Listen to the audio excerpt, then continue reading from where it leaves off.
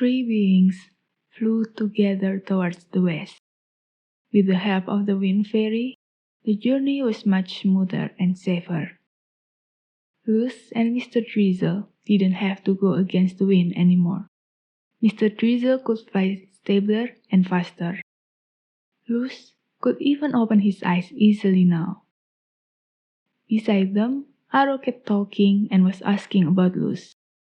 Arrow knew Mr. Drizzle's family and saw them a few times before, so the fairy was curious about the child who was about to make the owl fly across the ocean all by himself. The owl should know it's almost the same as suicide. No matter how strong he is, crossing the ocean is a serious matter. It's in a whole different level of danger when crossing it alone. It's not just about the strong wind or typhoons, or even the stormy weather. There are a lot of monsters under the sea. The strong enough ones could jump out from the sea and braid them even if they flew across. Mr. Drizzle would have to fight the monsters. Even if he's strong enough, with a burden on his back and no backup, that's impossible. Does fairy always travel alone?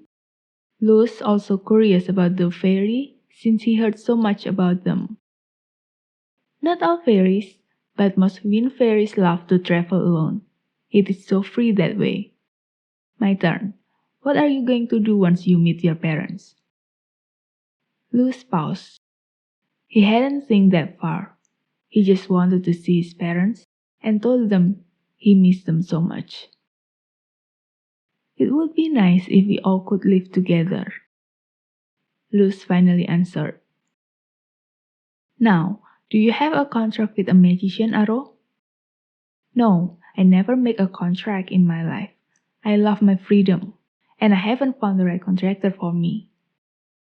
Arrow replied casually without the slightest change of tone.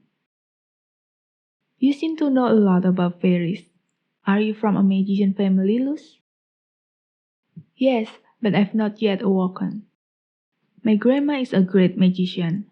She helped a lot of people and everyone in the village liked her. Luz felt a breeze caressing his head. You'll become a great magician someday, little one. After about an hour, the three companions could finally see the desert mansion. The views made Luz open his eyes wider than ever. His grandma told him desert is dangerous, especially for a little boy like him. He could get lost, and worse, he wouldn't survive there without water. So he shouldn't ever attempt to go into the desert, thought his grandma before. But Luz never knew desert could be so beautiful at night. It's really cold, unlike the temperature during the day. The sands glittered with a hue of golden rays while the sky glittered with diamonds. The contrast gave a one-of-a-kind harmony that he'd never find in any other place. And the sound of the wind crashing against the sands were beautiful. It's like a symphony that belonged to the desert only. Song of the Desert. Is this your first time seeing the desert, Luz? Arrow, who paid attention to Luz, could see awe in Luz's eyes. Yes, Grandma never took me here. It's dangerous. Mr. Drizzle couldn't help but laughing, hearing the young boy's sentence. The ocean is much more dangerous, Who. There are big and dangerous monsters in the ocean, and once you fall to the ocean, you won't be able to escape, Who. But I've been to ocean before, Mr. Drizzle. Alicia's parents took me and my friends to the beach for the holiday, and Grandma let me, yet she never led me to the desert. The beach is different, Who, Mr. Drizzle chuckled. He wondered how there could be a boy as cute and innocent as Luz. Both ocean and desert are dangerous if you get into it without any preparations, but it's fine if you're just going around the edge. For me personally, I prefer the desert, Arrow added.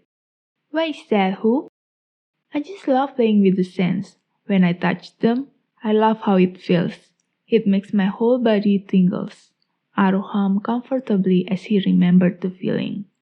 Soon, Luz and Mr. Drizzle could hear the sound of Aro yelling excitedly across the desert while Mr. Drizzle tried hard to catch up. He knew wind fairies are not reliable. After a while, they arrived at the temple perimeter. There were a few houses at the north side of the temple. Aro said it's the housing for the temple believer, and also for the priests. Mr. Drizzle landed near the surrounded houses, but the street was empty. They could only hear the sound of the wind blowing, no other sound from the houses, inside or outside. Where is everyone who? Mr. Drizzle thought they arrived at the wrong place. It's strange. I passed here a few days ago and there were still a lot of people coming and going. The fairy was jotting his memory. Let's check the altar first. Maybe we'll find something there. They all agreed and Mr. Drizzle flew again with Luz on his back. The temple was made from stones, piling up higher in the center. There is a hole in the middle which they assume as the altar, where people threw the sacrifices into. The altar was surrounded by a line of fire.